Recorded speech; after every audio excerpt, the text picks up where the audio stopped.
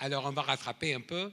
Et avec l'étape suivante, c'est le rapport de Ernst Young sur la production, la distribution, etc. Donc, je demande à Marc Lermite de venir ici.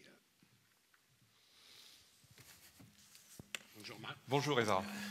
Alors, est-ce que vous pouvez nous présenter votre rapport? Oui, et je vais être obligé de vous dire très rapidement. Très vite, oui, parce que c'est un des contrastes saisissants dont Avignon a le secret. Donc, voilà, on respire quelques secondes, je l'ai fait. Je remercie la prof principale, Laure Kaltenbach, de nous avoir proposé ce beau sujet, le temps. On va le traiter évidemment sous un angle économique. Donc voilà, respirons quelques instants. La façon dont on a traité, et que vous allez pouvoir suivre sur ces écrans, c'est finalement essayer de répondre à la question: avons-nous le temps? Plus précisément, qui gagne la bataille du temps économique? Avec quel tempo? Vous voyez le titre que nous avons choisi, in fine, à partir de l'interrogation de plusieurs dizaines d'acteurs de toutes origines. On a traversé 12 pays pour cette étude, on est très fiers de ce qu'on a fait.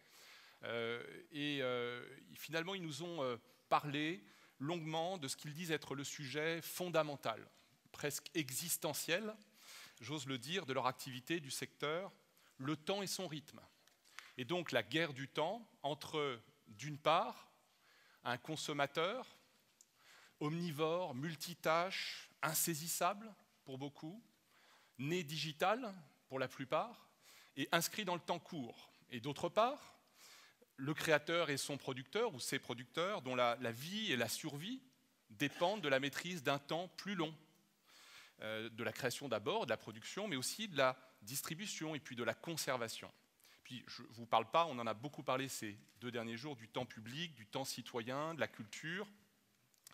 Et donc on va essayer de voir comment et qui a imaginé les moyens de maîtriser le temps, de trouver peut-être de nouveaux équilibres. Comment la création d'un patrimoine culturel pérenne, mais en même temps d'actifs économiques durables, ou n'est pas mise à mal par l'accélération réelle ou ressentie de ce temps, de l'innovation, de la consommation des médias. À l'origine, et très rapidement, Ezra, 3 chocs, 3 contre-propositions, stratégies un peu contre-intuitives, vous allez voir, et puis une révolution en conclusion. Tout d'abord, 3 chocs originels qu'on a résumés sous cette forme, cette terminologie correcte, selon les latinistes distingués qui nous ont aidés. Il n'y en a pas beaucoup chez Ernst. L'Homo connexus. Je vous le présente. Homo connexus, il est accélérateur.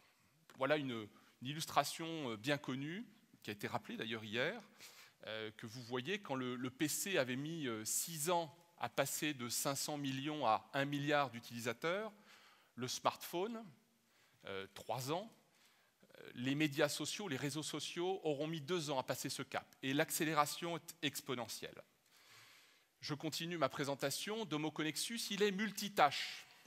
Voilà ce que Homo connexus fait quand il regarde la télé.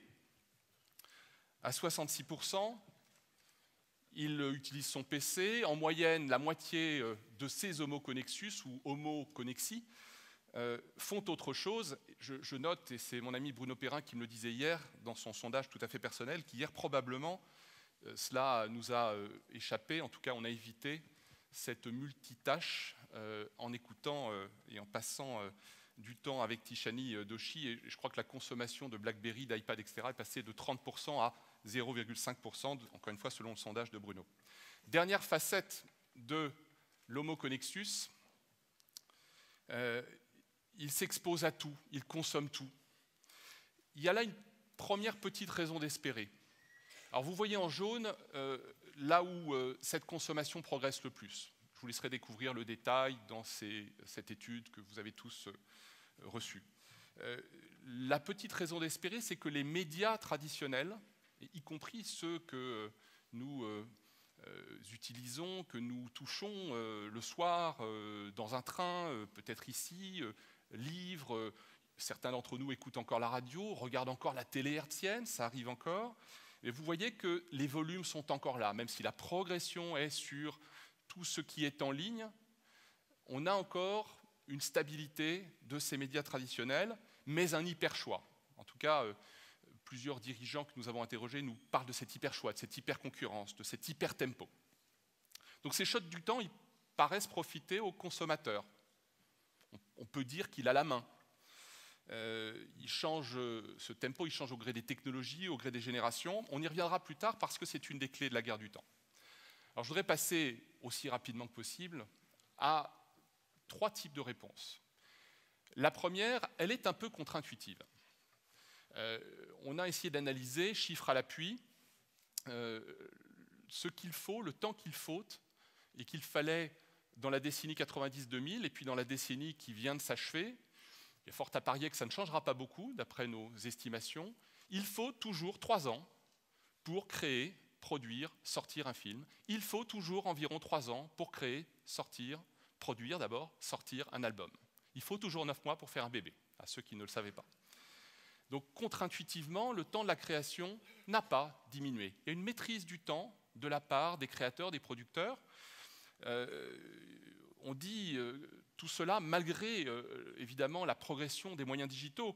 Mais je retiens notamment une petite illustration, celle d'un des dirigeants d'une des grandes maisons d'édition, de Random, qui dit que malgré les moyens digitaux, pour eux, malgré ces moyens digitaux, la multiplication des plateformes, des formats allonge le processus de développement. Voire même, dit-il, devient source de complexité et de coûts additionnels.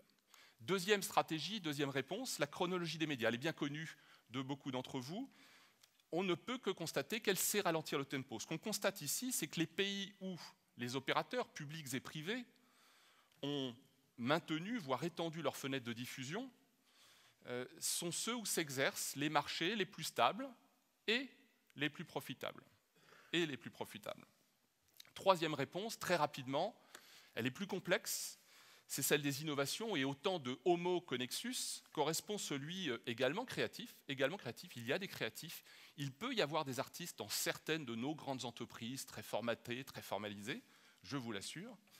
Il existe des solutions technologiques, elles sont bien connues, elles ont d'ailleurs été développées, présentées certaines d'entre elles de façon assez passionnante hier, mais aussi dans les modes de production et de diffusion. Ce qui nous a frappé, vous verrez dans notre étude un certain nombre d'exemples, je retiens celui de Blick, le quotidien suisse du groupe Ringier, qui a organisé sa salle de presse en information continue. Alors, on pourrait dire, ces journalistes écoutent ce que veut dire, ce que veut que ses lecteurs entendent, il est à la merci de ses lecteurs, etc. Non, c'est plus complexe.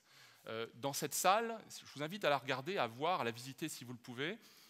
Les journalistes peuvent connaître en temps réel les articles lus, ceux qu'ils écrivent, mais ceux qui sont écrits par d'autres, la manière dont c'est rebondi, dont le lecteur devient non pas un co-créateur, je pense que le mot est abusif, je retiens ce que disait Lescure hier, plutôt un éditeur et un diffuseur. Et cette salle d'information en temps continu, c'est une vraie innovation et qui a permis à ce quotidien et à d'autres de progresser considérablement, d'anticiper.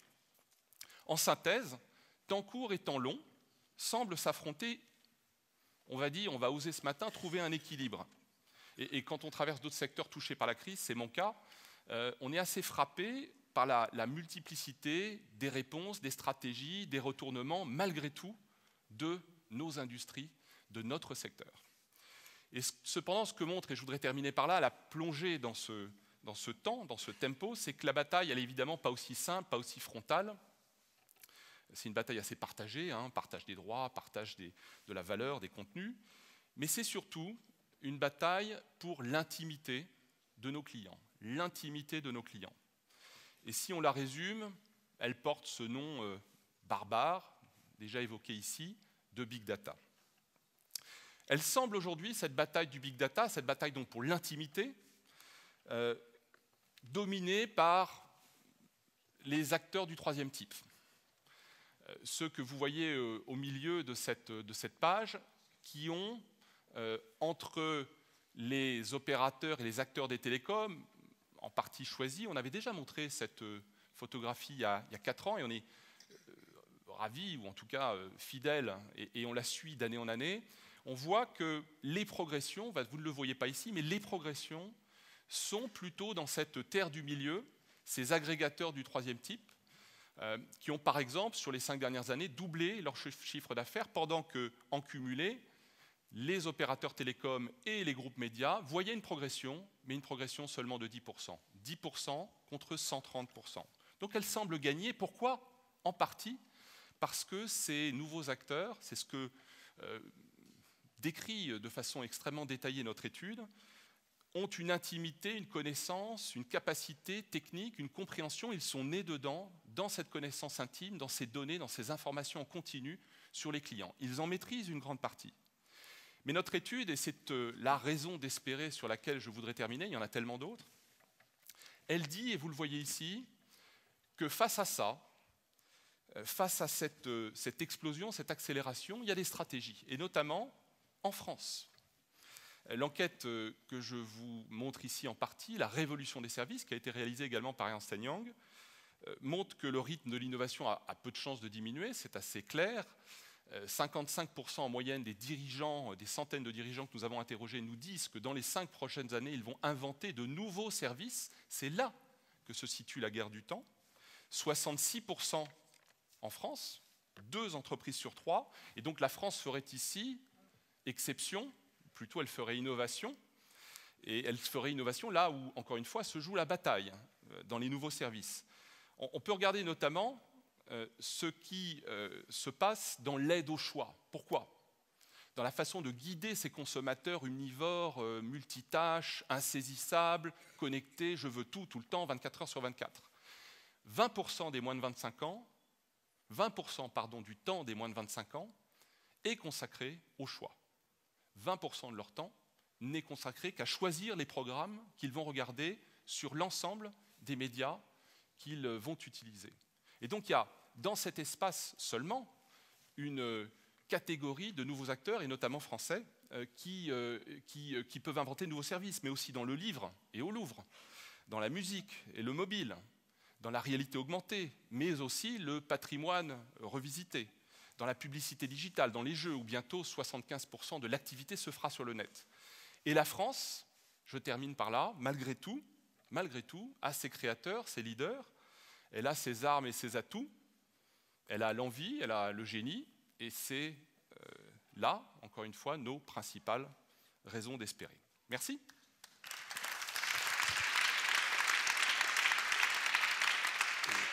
Merci beaucoup, Marc. J'avais lu de très près votre rapport et j'avais beaucoup de questions à vous poser, mais je propose de ne pas les poser et de les poser un peu plus tard dans la section suivante, dans l'intérêt du temps. Et je pense que la pause va être moins longue que prévu, parce que je vais voler un peu de temps pour les discussions. Alors, merci.